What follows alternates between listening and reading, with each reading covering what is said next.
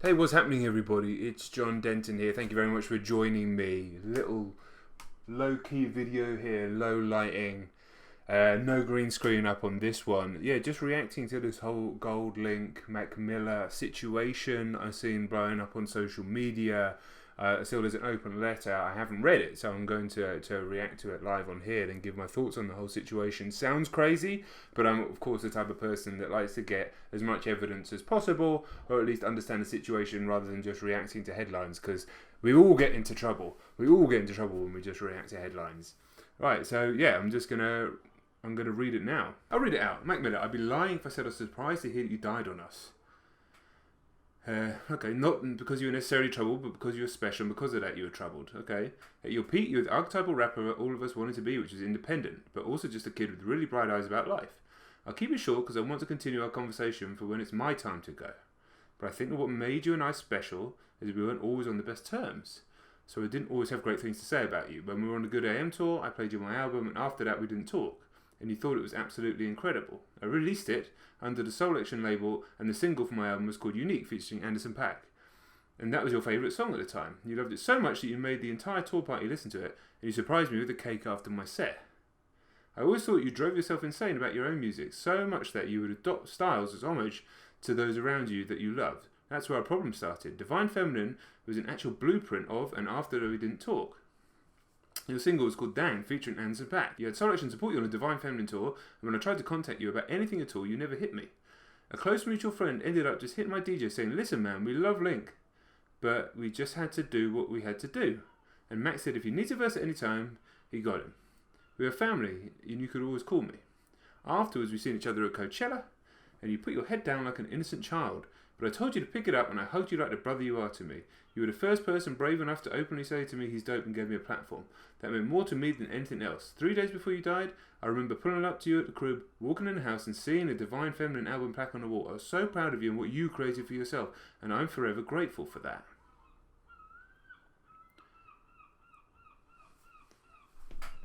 That's so strange. That's so strange. I mean, I think it would be a strange letter to write if Mac was still alive. It's an extremely strange letter to write now that he's passed. It's a very passive-aggressive line about how you're so good that you drive yourself nuts and pay homage to the artists and all that sort of stuff.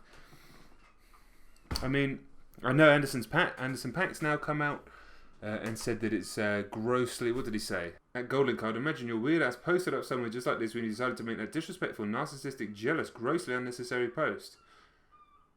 Why would you do it? I can't even understand it. Your belt was wrapped around your goddamn waist too tight, or it was the choker cutting circulation off to the brain, but since you felt it necessary to bring me up twice, my boy ain't here to respond. I'm going to say it like this. You ain't the first to make an album inspired by a relationship. You ain't the first to make a song featuring Anderson Paak, but you are the first to disrespect my friend who is no longer here for absolutely no reason, and I can't stand for that. I'm not a tough guy, I'm not about negativity, but this bugged me bad, bro. I've called you and DM'd you and you haven't responded, so since this is what you like to do in order to get attention, we can do it like this. You're not surprised, eh? Well, I'm in disbelief. If Divine Feminine was such a blueprint of your record, and tell me where the plaques are for whatever your shit was called.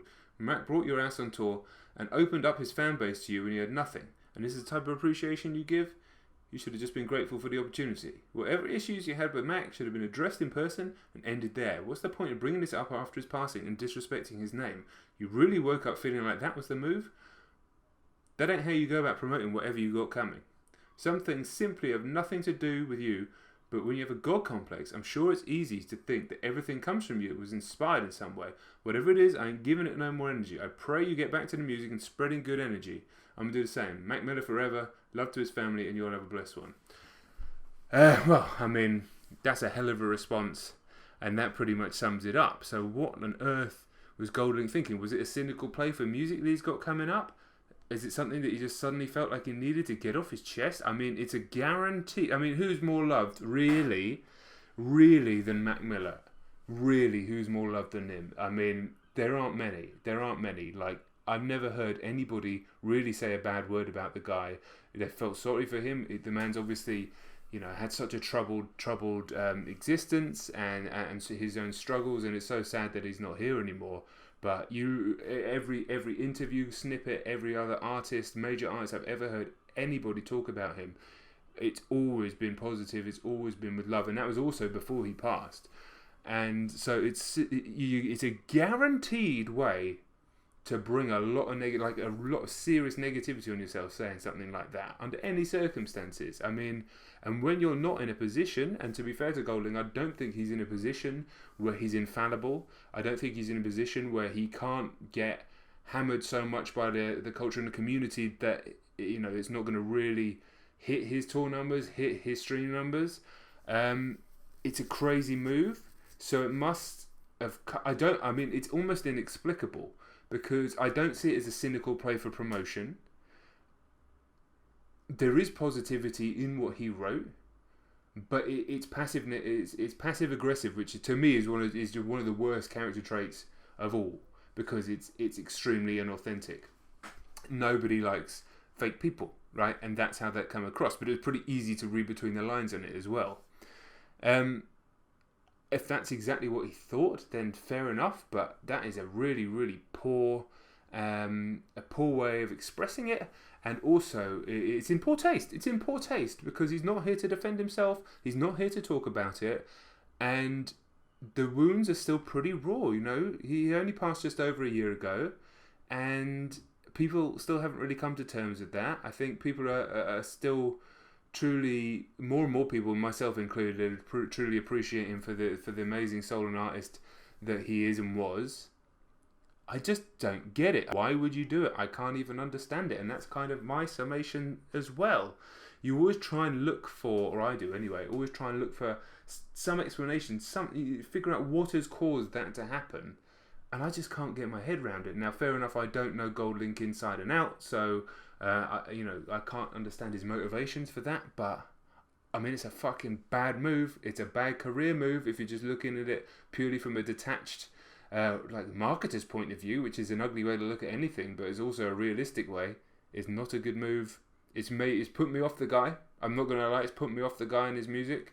That's always gonna, you want to try and separate artists from art, but at the same time, I'm always gonna carry that, because it's less so what he's saying about Mac, and maybe if he truly believes that, but it's more about choosing to say it like that. You'd almost rather it was just fucking actual full of bile and nastiness, and at least he'd just be upfront and nasty about it and go, yeah, listen, I know everyone loves Mac, but fuck it, this is what I've got to say.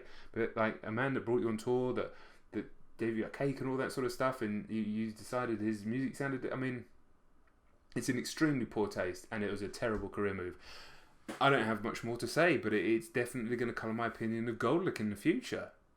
I'm keen to know your thoughts in the comments below. Like, I was hoping after reading the headlines to actually go into it and go, actually, they misconstrued this slightly. I can't, to be honest.